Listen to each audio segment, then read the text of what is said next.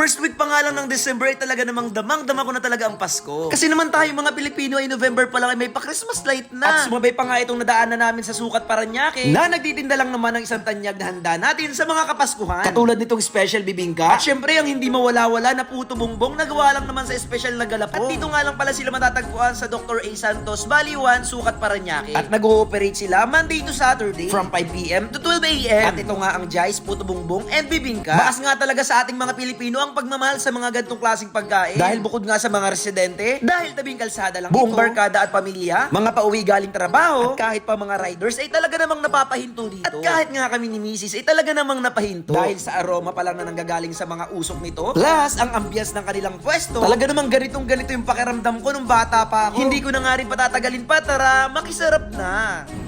Sir, tanong ko nga lang, sir. Hanggang ano po ba? Hanggang ilang kilong nauubos nyo na galapong? Kasi by set eh. So parang pangatlong set na to.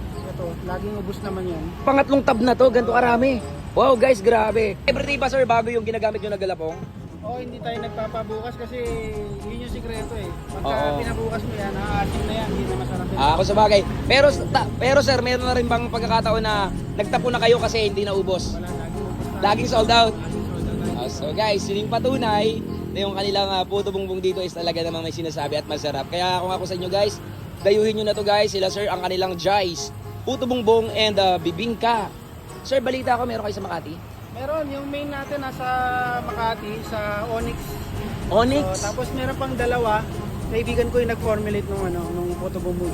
Okay. Tapos kayo na lang yung nagpatuloy ng branch ko lang pag-manage. dito sa Paranaque. Ayun. So, Sir, ano meron pangalan nyo po? Ano pangalan nyo po? Justin. Yan. Imperial. Shoutout kay Sir Justin. Sir Justin, invite nyo naman yung mga viewers natin. Baka mapadpad sila at nagkikrave din sila ng ganitong pagkain. Sige, punta lang kayo rito from Monday to Saturday. Yung manginasal lang, beside lang kami ng manginasal sa Valley 1, Dr. A. Santos.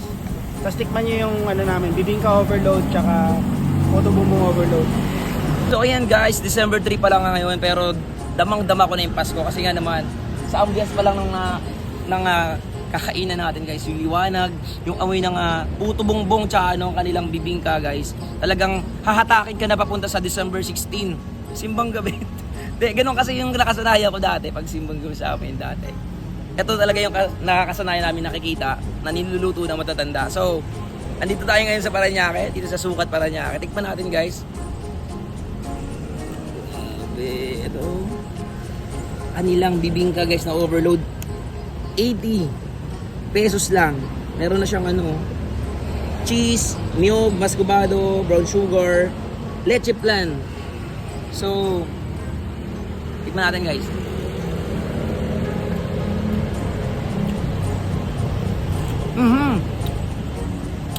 Meron din siyang itlog na maalat. Overload siya din.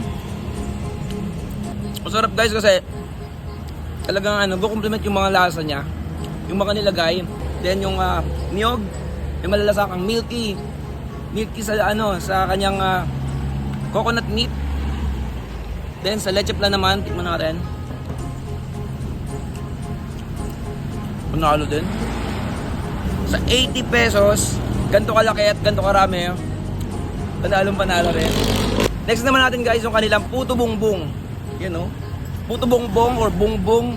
Bahala kayo kung paano yung dila nyo magbigkas, puto bongbong siya. Yan o, mga bagong gawa. Hindi lang sir gumagawa. 85 pesos lang guys, overload na siya. Same lang din nung mga kasamahan na nilahok dun sa ating bibingka. Ito ako na-excite guys sa kanilang galapong. Ito napakalagkit or napakaligat kung tawagin. Wow, tikman natin nung wala masyadong halo.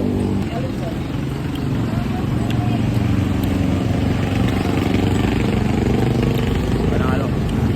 Sarap. Titikman ko ito yung madaling araw pag Pasko. Eto. With leche flan. Talaga naman. Yung kaluluwa ko parang hinahatak sa December 25, putukan na. Ito yun. Ito talaga yun guys. Kung hinahanap niyo yung mga ganitong pagkain, yung pang Christmas season pag napadpad kayo dito sa Sukat Paranaque, madadaanan nyo sila. Ito na sa Jais. Yan, Jais. Sarap nito guys. Sulit na rin. 85 pesos. Overload. Panalo to.